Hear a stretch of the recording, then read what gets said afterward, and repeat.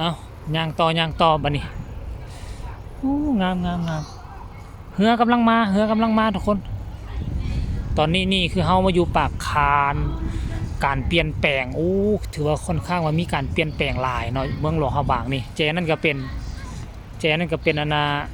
ห้านกาแฟเนาะเราสิพาทุกคนมาเลาะเบิ่งม่องพักผ่อนหย่อนใจของชาวเมืองหลวงพะบาง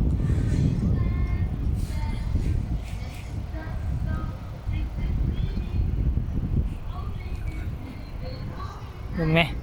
ห้องเพลงม่วนคักตัวนั้นก็เป็นอีกอำเภอหนึ่งเขาเอิ้นว่าเมืองหนึ่งเมืองจอมเพชรขึ้นกับจังหวัดหลวงพะบางขึ้นกับแขวงหลวงพะบางเนาะเป็นเมืองบ้านเกิดของเจบ่าวลาวอยู่ทางฝั่งนั้นบ้านเกิดแต่ว่าห่างจากจุดนี้ไปอีก60กิโลอีก50-60นั่นแหละไปทา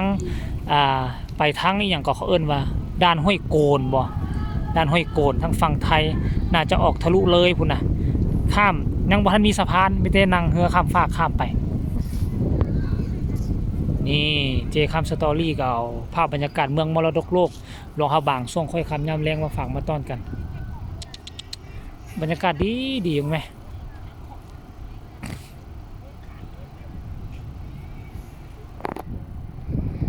สมัยบ่มีเขื่อนไสยาบุรีย่ำนี่น้ำก็สิแห้งจะเห็นโขดหินอยู่แถวนี้แหละเห็นโงนหินโขดหินน้ำก็สิกว้างประมาณ2 เมตร 3 เมตรสามารถโดดข้ามไปข้ามมาแล้วก็สิมีสะพานไม้ไผ่อยู่นี่ซึ่งเป็นสัญลักษณ์ของเมืองหลวงพะบางบ่ฮู้ว่าหลังจากเขาเจ้าเฮ็ดต้านเจือนแล้วเขาเจ้าสิเฮ็ดสะพานไม้ไผ่บ่คันเฮ็ดสะพานไม้ไผ่นี่คนจะข้ามไปแล้วไปอยู่โขดหินนั่นเบิ่งตะเวนตกดินมันสิงามกว่าเนาะ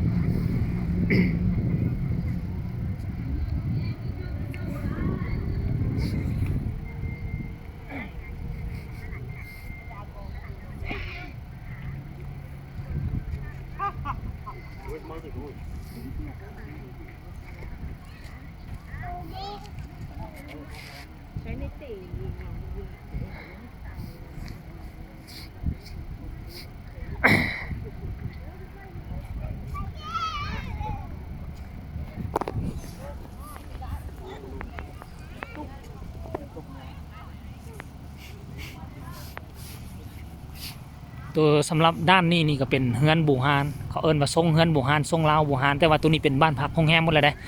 คืนนึงนี่มันเป็นพันเหรียญหมดทุกคนจะส่วนใหญ่แหละจะอยู่ในเขตมรดกโลกนี่จะเป็นเฮือนทรงนี้หมดแหละนี่มันแบบนี้หมดแหละทุกคนเลยนี่มรดกโลกหลวงพระบาง